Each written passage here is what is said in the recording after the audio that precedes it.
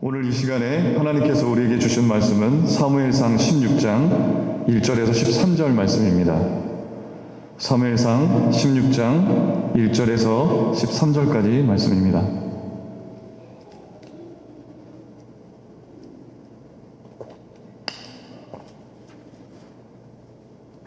제가 봉독하겠습니다. 여호와께서 사무엘에게 이르시되 내가 이미 사울을 버려 이스라엘 왕이 되지 못하게 하였거늘 네가 그를 위하여 언제까지 슬퍼하겠느냐. 너는 뿔에 기름을 채워 가지고 가라. 내가 너를 베들레헴 사람 이새에게로 보내리니 이는 내가 그의 아들 중에서 한 왕을 보았느니라 하시는지라. 사무엘이 이르되 내가 어찌 갈 수 있으리이까. 사울이 들으면 나를 죽이리이다 하니 여호와께서 이르시되 너는 암송아지를 끌고 가서 말하기를 내가 여호와께 제사를 드리러 왔다 하고 이새를 제사에 청하라. 내가 내게 행할 일을 가르치리니 내가 내게 알게 하는 자에게 나를 위하여 기름을 부을지니라. 사무엘이 여호와의 말씀대로 행하여 베들레헴에 이르매 성읍 장로들이 떨며 그를 영접하여 이르되 평강을 위하여 오시나이까. 이르되 평강을 위함이니라. 내가 여호와께 제사하러 왔으니 스스로 성결하게 하고 와서 나와 함께 제사하자 하고 이새와 그의 아들들을 성결하게 하고 제사에 청하니라. 그들이 오매 사무엘이 엘리압을 보고 마음에 이르기를 여호와의 기름 부으실 자가 과연 주님 앞에 있도다 하였더니 여호와께서 사무엘에게 이르시되 그의 용모와 키를 보지 말라. 내가 이미 그를 버렸노라. 내가 보는 것은 사람과 같이 아니하니 사람은 외모를 보거니와 나 여호와는 중심을 보느니라 하시더라. 이새가 아미다답을 불러 사무엘 앞을 지나가게 하매 사무엘이 이르되 이도 여호와께서 택하지 아니하셨느니라 하니 이새가 산마로 지나게 하며 사무엘이 이르되 이도 여호와께서 택하지 아니하셨느니라 하니라. 이새가 그의 아들 일곱을 다 사무엘 앞으로 지나가게 하나 사무엘이 이새에게 이르되 여호와께서 이들을 택하지 아니하셨느니라 하고 또 사무엘이 이새에게 이르되 내 아들들이 다 여기 있느냐. 이새가 이르되 아직 막내가 남았는데 그는 양을 지키나이다. 사무엘이 이새에게 이르되 사람을 보내어 그를 데려오라. 그가 여기 오기까지는 우리가 식사 자리에 앉지 아니하겠노라. 이에 사람을 보내어 그를 데려오매 그의 빛이 붉고 눈이 빼어나고 얼굴이 아름답더라. 여호와께서 이르시되 이가 그니 일어나 기름을 부으라 하시는지라. 사무엘이 기름 뿔병을 가져다가 그의 형제 중에서 그에게 부었더니 이날 이후로 다윗이 여호와의 영에 크게 감동되니라. 사무엘이 떠나서 라마로 가니라. 아멘. 하나님의 말씀입니다. 우리 믿음의 벗이었던 우리 박은영 집사님과 재은이가 이번 주 화요일 날 출국해서 이제 2달여 동안 한국에 머물다 옵니다.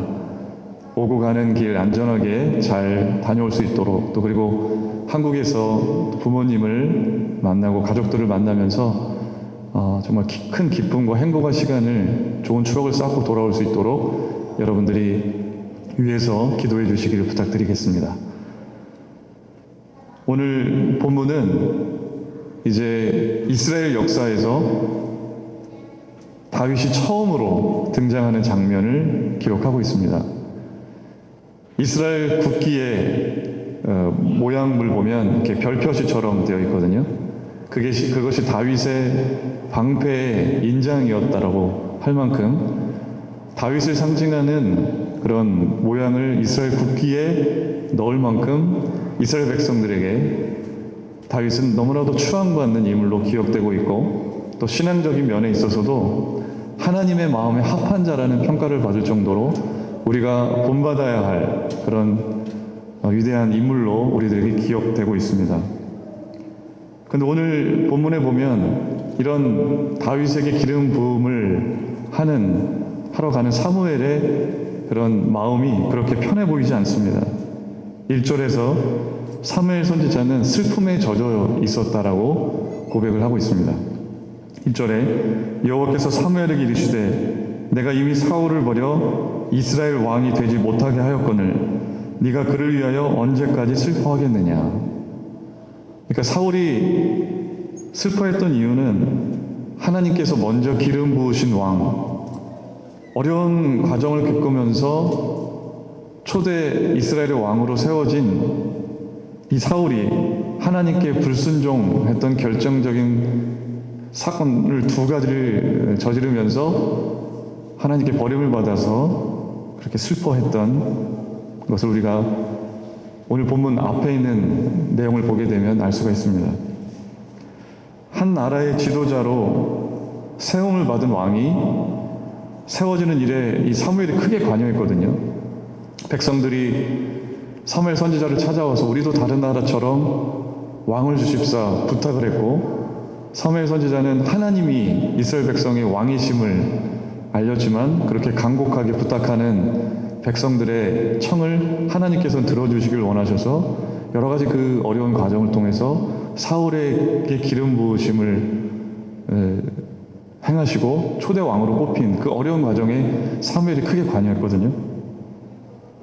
자신에게는 어떻게 보면 믿음으로 낳은 아들과도 같이 자신의 친자식은 아닐지라도 믿음을 가지고 하나님을 경외하면서 이 사울이 한 나라를, 이스라엘이라는 나라를 잘 다스려 나가기를 원하는 그런 간절한 바람이 있었을 것입니다. 그런데 이 사울이 제사장이 집전해야 할 제사를 자신이 주재하면서 제사를 소홀히 여기고 자신이 제사를 드리면서 이렇게 하나님 앞에 죄악을 범하게 되죠.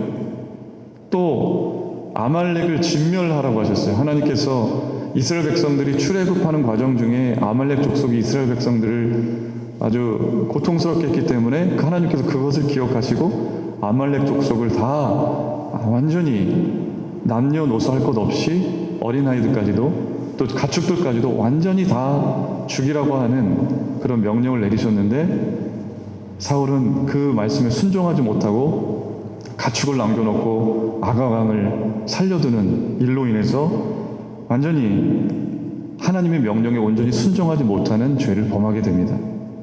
그래서 하나님의 눈밖에 나게 되고 하나님께 버림을 받는 그런 처지에 놓이게 됩니다. 사실 처음부터 사울은 이렇게 형편없는 모습이 아니었어요. 15장 17절에 보면 사울이 기름 부음 받을 때에는 왕이 스스로 작게 여겼다라고 사무엘이 사울을 왕을 그렇게 표현하고 있습니다. 그러니까 사울이 기름 부음 받을 때는 하나님 앞에 스스로 작은 자라고 여기고 겸손한 마음이 있었어요. 사실 신앙의 출발이라고 하는 건, 신앙이 시작되는 것은 전에는 내 인생에 가장 중요하고 가장 내 인생에서 값어치 있다고 여기는 것이 나 자신이었거든요. 그런데 신앙이 정말 시작되는 지점은 내가 하나님 앞에 정말 아무것도 아니구나. 건강도 생명도 하나님께서 주인이 되시고 두 손 들고 자복하게 될 때, 그게 바로 신앙이 출발되는 지점이거든요. 그런데 사울은 이것을 잃어버리고 교만해졌어요. 신앙이 변질되었어요. 이런 모습을 지켜보았던 사무엘로서는 이스라엘 백성이 하나님 앞에서 하나님 백성으로서 복을 받기를 원하는 마음이 있었는데, 지도자인 왕이 이렇게 하나님께 버림을 받음을 통해서 이스라엘 백성의 미래가 참으로 불투명해지게 된 것을 보니까 너무나도 마음이 아프고 선지자로서 정말 슬픈 그런 마음에 빠질 수밖에 없었습니다. 이제 이스라엘은 어떻게 될 것인가? 이방 민족과의 전쟁은 계속해서 끊임없이 일어났는데 하나님께 버림을 받은 왕이 계속해서 이스라엘 백성을 이끌어가고 있고, 자신이 지금까지 정말 오랜 시간 동안 어릴 적부터 주의 제단에서 하나님의 음성을 듣고 선지자로 부르심을 받아서 백성들을 신실하게 주님 품으로 인도하고 사역해 왔는데, 이제 사역의 말미에 어떻게 이런 일이 일어날 수 있나 하는 그런 회의감으로 인해서 사무엘 선지자는 슬픔에 크게 빠졌을 겁니다. 그런데 하나님은 이런 사무엘 선지자에게 언제까지 슬퍼하겠느냐 책망하시면서도 새로운 미션을 주심으로 이 사무엘 선지자를 일으켜 세우십니다. 그러고 보면 참으로 인간은 연약한 존재인 것 같아요. 슬프고 힘들고 고통스러운 일이 닥치면 그것으로 인해서 넘어지고 포기하고 좌절하는 게 인간이에요. 자신의 힘으로 이 어려운 처지를 극복하기가 어려울 때가 많아요. 그런데 하나님은 하나님의 일을 계속 이루어 가시기 위해서, 물론 하나님도 때로는 안타까워하시고 아파하시지만 그럼에도 불구하고 그곳에 주저앉으시는 것이 아니라 포기하지 않으시고 그분의 하나님의 일이 계속 되어질 수 있도록 새로운 일을 계획하시고 새로운 사람을 세우시는 분이 하나님이시라는 거죠. 하나님은 결코 어떤 절망적인 일에도 결코 좌절하거나 포기하지 않으시는, 변개가 없으신 하나님이신 거죠. 인간은 계속해서 어려운 일이 당하면 절망하고 실망하고 내가 할 수 있을까 좌절하고 엎드리고 그러지만 하나님은 그렇지 않으시다는 거예요. 그래서 하나님은 사무엘에게 미션을 주셨어요. 뿔에 기름을 채워서 더 이상 네가 언제까지 슬퍼하겠느냐. 뿔에 기름을 채워서 베들레헴 사람 이새에게로 가라고 명령하신 거예요. 한 사람의 맡기신 소임이 끝나게 되더라도 다른 사람을 준비하셔서 하나님은 하나님의 일이 계속 되어질 수 있도록 그렇게 하신다는 거죠. 교회를 개척하셔서 부흥시키신 많은 그런 목사님들 중에 한국 교회 또 여러 교회에 보면 후임 목사님을 세우시면서 걱정을 많이 하신 거 제가 많이 봤어요. 그 훌륭하게 교회를 성장시키시고 많은 사람들을 교회 품으로 인도하시고 그들을 주님 영접할 수 있도록 인도하신 그런 역량이 있고 영적인 그런 역량이 있는 그런 목사님들이 이제 다 은퇴를 앞두고 나서 교회가 과연 내가 은퇴하고 나서는 잘할 수 있을까? 계속 존속이 될 수 있을까? 이런 걱정을 많이 하신다는 거죠. 후임으로 오시는 목사님들이 목회하시면서 비록 여러 가지 자본도 있지만 목회를 잘할 수 있도록 하나님께서 도와주시고 교회가 하나님의 은혜로 잘 운영되는 것을 또 잘 저는 봤어요. 사람이 하는 것 같지만 그 배후에서 하나님 이끄시고 인도하시는 하나님의 놀라운 인도하심이 분명히 있다는 거죠. 교회에 정말 열심히 사역하시는 중직자분들이 되게 많으셨어요. 뭐 바자회, 제가 사역하던 교회에 보면 막 행사가 되게 많았거든요.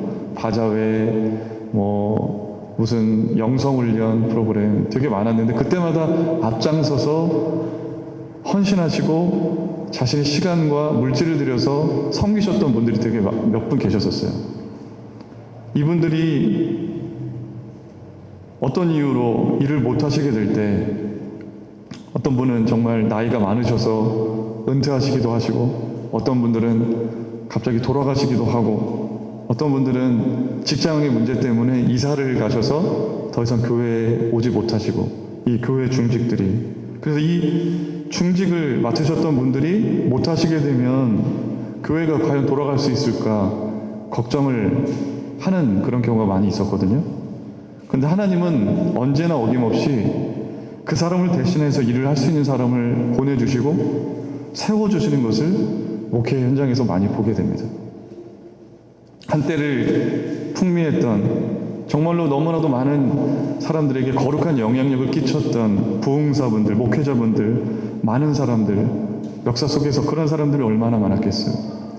역사의 무대에서 그들은 비록 한때를 풍미하고 사라졌지만 그러나 하나님은 역사 속에서 끊임없이 자신의 일을 감당할 수 있는 그 마음의 중심이 하나님께로 온전히 서 있는 사람을 보시고 그 사람을 새롭게 세우시고 미션을 주셔서 하나님의 일이 계속 되어질 수 있도록 하신다는 거죠. 저는 저와 여러분이 이 시대에 정말 지극히 짧은 시간일지언정 정말 하나님의 세우심을 받아서 그 중심이 흔들리지 않고 순수한 신앙을 가지고 끝까지 우리의 때가 닿을 때까지 우리의 삶의 무대라에서 우리가 내려올 때까지 정말 우리에게 주신 그 소임을 다할 수 있는 저와 여러분 모두가 되시기를 간절히 축원합니다. 하나님은 이제 사무엘에게 뿔에 기름을 채워서 베들레헴 사람 이새에게 가라고 명령을 하셨죠. 이새의 아들 중에서 한 왕을 보셨다고 말씀을 하셨어요. 이 말씀을 듣는 사무엘은 걱정이 되지 않을 수가 없었습니다. 왜냐하면 새로운 왕을 하나님께서 세우신다고 사무엘이 그것 때문에 움직인다는 이야기가 사울 왕에게, 지금 왕인 사울 왕에게 들어가게 되면 자신의 생명이 위태로워질 수가 있었기 때문에, 그래서 하나님은 사무엘에게, 그렇게 걱정하는 사무엘에게 구체적으로 어떻게 할지를 지시해 주십니다. 이 3절에 보시면 너는 암송아지를 끌고 가서 말하기를 내가 여호와께 제사를 드리러 왔고 이새를 제사에 청하라고 말씀해 주셨어요. 그래서 베들레헴에 가보니까 그 성읍의 장로들이 사무엘을 영접하면서 큰 근심에 쌓이게 되죠. 선지자가 왔다라는 게 항상 반가운 일은 아니었던 것 같아요. 왜냐하면 뭔가 잘못된 일을 책망을 하거나 어떤 고쳐야 될 부분을 지적하는 일이 있을 수 있었기 때문에, 그래서 그 성읍의 장로들이, 베들레헴의 장로들이 평강을 위하여 오셨습니까? 라고 묻죠. 좋은 일인지 나쁜 일로 오신 건지. 그때 사무엘은 평강을 위해서 왔다라고 하면서 다들 성결케 하고 제사를 드리러 오도록 초청을 합니다. 그리고 그 자리에 이새와 그의 아들들도 제사에 참석할 수 있도록 그렇게 하죠. 하나님께서 사무엘에게 미션을 주실 때 그냥 막연하게 주시지 않았어요. 점점 일이 진행될 때마다 구체적으로 지시하시면서 말씀해 주셨어요. 하나님이 처음에는 가장 먼저 주시는 큰 방향이 있어요. 이쪽으로 가라, 이거를 해라 하는 그런 어떤 큰 방향을 던져주세요. 그리고 그 방향과 함께 기도하면서 점점 구체적으로 하나님께서 이끌어 주시는 인도하심이 있다는 거죠. 아브라함이 하나님의 부르심을 받을 때 그가 처음 하나님께로부터 부르심 받은 말씀은 너는 너의 고향과 친척과 아버지의 집을 떠나서 내가 내게 보여줄 땅으로 가라는 것이었어요. 떠나서 가라. 어디로 가라는 말씀도 안 해주셨어요. 그냥 가라는 거예요. 막연하게 어떤 한 방향만을 보여주셨어요. 네가 그렇게 순종하게 될 때 너로 큰 민족을 이루고 네가 내게 복을 주어서 내 이름을 창대하고 네가 복이 될 것이다 라고 하는 그런 축복을 하시죠. 처음에는 얼마나 막연해 보입니까? 있는 곳을 떠나서, 내가 살고 있는 그 집을, 정든 집을 떠나서, 부모님을 떠나서 가라는 겁니다. 누가 이 말만 듣고 갈 수가 있을까요? 여러분, 만약에 하나님께서 여러분에게 내가 지시할 땅으로 가기 위해서 이곳을 떠나라고 명령을 하시면 아마 여러분의 발걸음이 그렇게 쉽게 떨어지지 않을 겁니다. 근데 정말 아브라함이 믿음의 조상이 될 수 있었던 건 그 막연해 보이기만 하는 그 말씀을 믿고 순종한 거예요. 그리고 그 흐릿하게 보였던 것들이 하나님의 그 약속이 조금씩 성취되어져 가고 구체화되어져 가는 것을 아브라함은 보게 됐어요. 노령의 태가 끊긴 사라를 통해서 이 아이를 전혀 낳을 수 없는 사라를 통해서 하나님은 그 태를 여셔서 이삭을 허락해 주시고 그 후손들이 큰 민족을 이루는 최종적인 모습은 보지 못했지만 그때 하나님께서 구체적으로 그 방향을 지시하시고 어디로 가야 할지 위기를 모면케 하시고 그런 일들을 아브라함에게 구체적으로 하나하나 가면서 보여주셨다라고 하는 거죠. 처음 우리를 향하신 주님의 뜻이 아직은 구체적이지 않아서 막연해 보이기도 하고 정말 해야 할까 머뭇거리게 될 때가 있습니다. 그러나 우리가 그러한 때라도 하나님이 보여주신 그 방향을 따라서 한 걸음 한 걸음 순종하면서 그 발걸음을 떼게 될 때 하나님은 그때마다 구체적으로 다시금 그 일이 될 수 있도록 그때마다 또 말씀해 주시고 인도해 주시는 분이심을 여러분 분명히 믿으시기 바랍니다. 처음에 하나님은 사무엘에게 베들레헴의 이새의 집에 가라고만 하셨어요. 그 말씀만 듣고는 사무엘은 찾을 수가 없었습니다. 누가 하나님의 기름 부으실 자인지. 이새의 아들 첫째 엘리압을 보았는데 그 키와 용모를 보니까 사무엘 마음에 드는 거예요. 아, 여호와의 기름 부으실 만한 자가 여기 있구나. 그렇게 생각하고 이 사람이다 여겼는데, 그때 그 사람에게 그 부르려고 할 때 하나님께서 뭐라고 말씀하셨습니까? 7절 말씀해 보니까 여호와께서 사무엘에게 이르시되 그의 용모와 키를 보지 말라. 내가 이미 그를 버렸노라. 내가 보는 것은 사람과 같이 아니하니 사람은 외모를 보거니와 나 여호와는 중심을 보느니라 하시더라. 하나님은 엘리압을 보시고서 이미 그를 버렸다라고 말씀을 하셨어요. 하나님께 기름 부으심을 받기에 합당하지 않다는 것입니다. 그리고 사무엘이 아주 중요한 말씀을 하셨죠. 그의 용모와 키를 보지 말라는 거예요. 제가 이 원어를 찾아보니까 이 원어의 의미가 이너맨으로 돼 있어요. 이너맨, 속사람. 죄송합니다. 아웃워드 어피런스라는 의미가 있어요. 그러니까 겉모습. 영어 성경으로도 어피어런스라고 번역이 되어 있거든요. 그러니까 사람을 볼 때 겉모습을 보지 말라는 겁니다. 우리가 정말 사람을 겉으로 많이 보고 많이 지나갔다고 해서 잘 안다고 해도 그 사람의 깊은 곳을 모르는 경우가 많이 있어요. 같이 오랜 시간 살아온 배우자를 내가 다 아는 것 같아도 우리가 끝까지 모르는 부분이 분명히 있어요. 보아도 제대로 보질 못하는 것이 우리의 모습이에요. 그런데 우리는 우리가 본 것이 다인 것처럼, 우리가 본 것이 가장 옳은 것처럼 여기면서 살아가는 경우가 많이 있습니다. 겉으로 보여지고 나타나는 모습을 통해서 판단하고 그것이 다인 것처럼 여기고 그것만이 옳은 것처럼 여기지만 그렇지 않다는 거죠.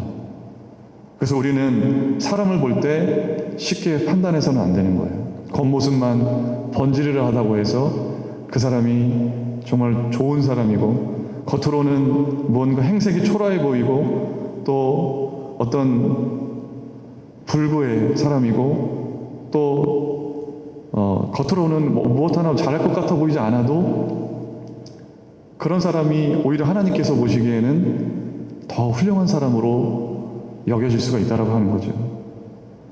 우리가 겉으로 보여지는 것이 다인 것처럼 여겨지는 그런 시대에 우리는 살고 있어요.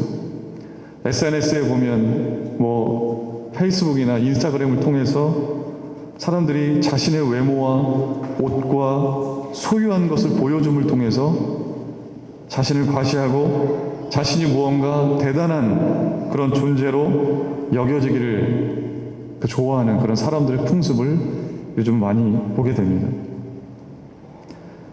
요즘에 어떤 것들이 우리들에게 정말 큰 돈을 벌게 해준다더라, 그런 것을 보고 듣고 그런 것에 현혹되어서 그것만이 다인 것처럼, 그것이 인생의 행복을 보장해 주는 것처럼 그런 것에 휘둘리는 그런 젊은 세대들이 모습을 보면서 안타까움을 금할 수가 없습니다. 하나님께서 겉모습을 보지 말라, 용모와 키를 보지 말라라고 하는 말씀은 정말 신앙의 본질과 같은 말씀이에요. 세상의 어떤 스펙이나 인간이 내세우는 자랑거리, 행복이 마치 겉으로 보이는 물질의 소유에서 있는 것처럼 보이는 세상의 그런 흐름들, 세상에 보여지는 것들이 다인 것 마냥 살지 말라는 거예요. 세상은 비록 겉모습과 용모와 키를 보는 것처럼, 물질이 다인 것처럼 그런 흐름으로 계속해서 가겠지만, 결코 그리스도인들은 세상에 겉으로 보여지는 것이 아니라 영원한 생명이 약속된 하나님 나라를 꿈꾸며 바라며 살아야 한다는 것입니다. 저는 저와 여러분이 정말로 세상에 우리들의 눈을 현혹시키고 우리들의 마음을 물들게 하는 세상의 것만을, 보여지는 것만을 쫓는 삶이 아니라 보이지 않지만 정말로 영원한 하나님 나라를 꿈꾸고 기대하며 살아가게 되길 간절히 축원합니다. 하나님은 키와 용모가 아니라, 겉모습이 아니라 그 중심을 보신다고 말씀하셨어요. 여기서 중심은 영어 성경에 hurt라고 되어 있거든요. 원어의 의미를 보면 아까도 제가 잘못 말씀드렸는데 innerman으로 번역이 되어 있어요. 속사람.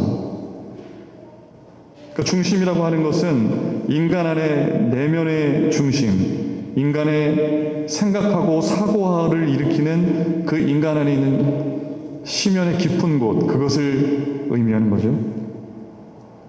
하나님이 정말로 보시는 것은 우리가 겉으로 보여지는 외적으로 어떤 모습인지, 키가 어느 정도인지를 보는 것이 아니라 그 내면의 마음 깊은 곳에서 무엇을 꿈꾸고 무엇을 바라고 무엇을 기대하고 살아가는지 그것을 보신다는 거예요. 누구보다도 사람을 잘 아시는 분은 하나님이신 거죠. 그 사람이 겉으로는 교회를 다녀도 신앙을 가진 것처럼 보여도 그 안에 정말 도사리고 있는 것이 무엇인지 꿰뚫어 보시고 하는 것입니다. 세상에 많은 사람들은 정말 겉모습을 바꾸려고 많이 노력하지만 내면을 바꾸려고 노력하는 사람은 그렇게 많지 않습니다. 그런데 하나님이 보시는 것은 우리 속에 있는 것이라는 거죠.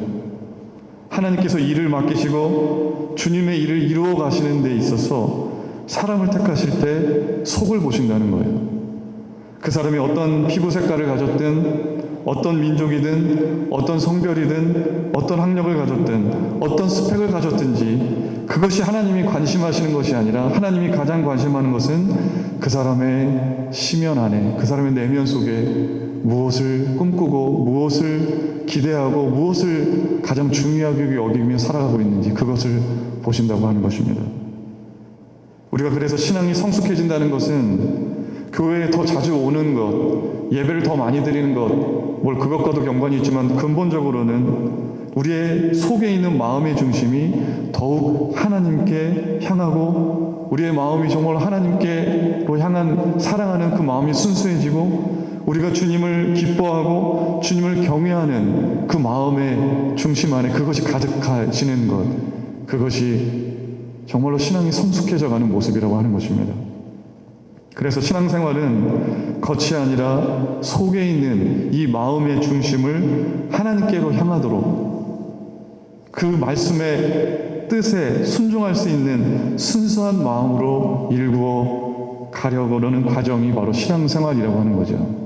그냥 교회만 왔다 갔다 하는 게 신앙생활이 아니라 우리가 어떻게 하면 우리의 마음과 뜻과 정성을 다해서 하나님께 기쁘게 예배드릴 수 있을까? 내가 어떤 일을 통해서 하나님께 영광 돌리고 하나님의 일을 더 감당할 수 있을까? 신앙의 여정을 걸어가면서 우리가 끝까지 관심을 가져야 되는 것은 이 내면 우리들의 마음의 중심이어야 한다는 거예요. 여러분의 마음을 한번 들여다보세요. 지금 이 시간에 여러분들이 교회에 왔을 때에 어떤 마음으로, 어떤 마음의 중심을 가지고 하나님을 찾으셨습니까? 어떠한 마음의 중심을 가지고 여러분 이 세상 가운데 그리스도인으로서 살아가고 있습니까? 여러분의 마음의 중심에 정말 하나님을 모시고 하나님을 기쁘게 해드리기 위해서 하나님의 말씀에 순종하기 위해서 살아가려고 그렇게 마음의 중심에 그것을 두고 살아가고 있습니까? 봉사를 많이 하는 것보다 예배를 많이 드리는 것보다 그것도 중요하지만 무엇보다도 중요한 것은 우리의 마음을, 우리의 중심을 하나님께 드리는 거예요. 내가 행동하고 말하는, 살아가는 모든 행위의 동기가 무엇인가를, 그것이 하나님의 말씀의 빛에 비추어서 합당한 것인가를 늘 살피면서 그것을 훈련해 나가는 노력, 그러한 경주, 그것이 우리의 신앙생활이 되어야 한다는 것입니다. 그래서 아들들이 다 지나갔음에도 불구하고 하나님은 다 아니라는 거예요. 이새가 데려온 7 아들이 다 한 명 한 명 지나갔음에도 하나님은 다 아니라는 겁니다. 그래서 사무엘이 묻죠. 아들들이 이게 다냐라고 묻습니다. 그러자 이새가 아직 막내가 남았는데 이 자리에 없고 양을 지키고 있다고 말합니다. 그러니까 이새의 눈에 볼 때는 이 막내 아들이 깜이 되지 않는다고 여긴 거죠. 아직 나이도 어리고 왕이 되기에 또 사무엘의 기름 부으심을 받기에 전혀 조건을 갖추지 못한 사람으로 아버지조차도 그렇게 여겼어요. 양을 돌보는 일은 집안에서 가장 허드렛 일이었거든요. 우리가 집안에서 우리가 가장 허드렛 일로 하고 있는 것이 요즘 무엇입니까? 많이 편해졌지만 과거 어느 때보다 설거지하고 또 방 청소하고 가장 허드렛 일이 그거라면 그 당시에 다윗이 했던 일은 그런 일들이었어요. 그런 것과 마찬가지였어요. 양을 돌보는 허드렛 일을 하고 있었던 거죠. 그런데 사무엘은 그가 올 때까지 하지 않겠다고 하면서 그를 기다렸고, 다윗이 왔을 때 하나님은 이가 그 사람이니 일어나 기름을 부으라고 말씀하셨어요. 기름을 부은 이후로 어떻게 됐습니까? 다윗에게 정말로 여호와의 영이 크게 임하고 그 이후로 정말 하나님의 사람으로 크게 쓰임을 받게 되죠. 사람의 눈에는 어리고 제대로 조건을 갖춘 것처럼 보이지 않아도 하나님은 그 마음의 중심을 보시고 기름 부으실 적격자를 정하신다는 것입니다. 다윗은 목동일을 하면서도 하나님을 찬양하는 사람이었고, 또 블레셋의 거인 골리앗이 찾아왔을 때도 어떻게 골리앗에게 선포하면서 나갔습니까? 너는 창과 광패로우지만 나는 전능하신 하나님의 이름으로 나아간다고 할 만큼 그 마음의 중심에 하나님을 모신 사람이었습니다. 전쟁을 치르기 전에 늘 하나님께 물었고, 비록 왕으로서 잘 치리하다가 간음하면서 죄를 저질렀지만 나단의 책망에 즉각적으로 진실되게 자신의 죄를 회개하는 그런 순수한 사람이었습니다. 사울은 어땠습니까? 사무엘의 책망을 받으면서도 자신의 체면만 살리기를 원했지 하나님 앞에 진실되게 회개하지 않았어요. 그게 사울과 다윗을 갈라놓는 분명한 차이였어요. 사랑하는 우리 소명교회 성도 여러분, 저와 여러분의 마음의 중심을 정말로 하나님께 내어드리기를 간절히 소망합니다. 우리의 생각과 우리의 행동의 동기가 정말 하나님 앞에서 거룩하게 쓰임을 받고 하나님의 말씀에 합당한 삶이 될 수 있도록 꿈꾸는 것이 되기를 간절히 소원합니다. 그 마음의 중심을 보시고 다윗을 위대한 왕으로 하나님께서 기름 부으신 것처럼, 그리고 그를 이스라엘의 위대한 왕으로 삼으시고 이스라엘 백성들을 하나님의 백성이 될 수 있도록 인도하는 지도자로 쓰게 하신 것처럼 우리들이 정말 우리들의 마음의 중심을 하나님께 드려서 비록 짧은 시간일지언정 이 시대에 하나님의 기름 부으심을 받고 하나님의 선택을 받아서 하나님께 놀랍게 쓰임을 받는 그런 삶이 되기를, 여러분의 삶이 되기를 주님의 이름으로 간절히 축원합니다. 함께 기도하시겠습니다. 사랑의 주님, 감사합니다. 오늘 주신 말씀을 통해서 우리의 신앙의 정말로 중요한 본질이 무엇임을 깨닫게 하시니 감사드립니다. 우리가 겉으로는 그리스도인인 것처럼, 신앙이 좋은 것처럼 예배에 출석하고 교회를 다녔지만 우리는 겉모습에 오히려 치중했고 우리의 마음의 중심을 하나님께 온전히 드리지 못했던 삶이었음을 이 시간 주님 앞에 간절히 회개하며 고백합니다. 하나님, 주님 앞에 다시금 우리가 통회하는 마음으로 우리의 마음의 중심을 정말 하나님께로 드리고 하나님이 기뻐하시고 원하시는 그 일들만을 생각하고 도모하면서 하나님 나라를 꿈꾸며 이 세상 가운데 세상의 겉모습에 취해서 그것에 우리의 마음과 눈을 향하는 것이 아니라 정말로 하나님께로만, 하나님 나라로만 우리의 믿음의 시선을 돌리고 살아갈 수 있도록 우리 소명교회 모든 성도들을 이끌어 주시옵소서. 예수님의 이름으로 기도드립니다.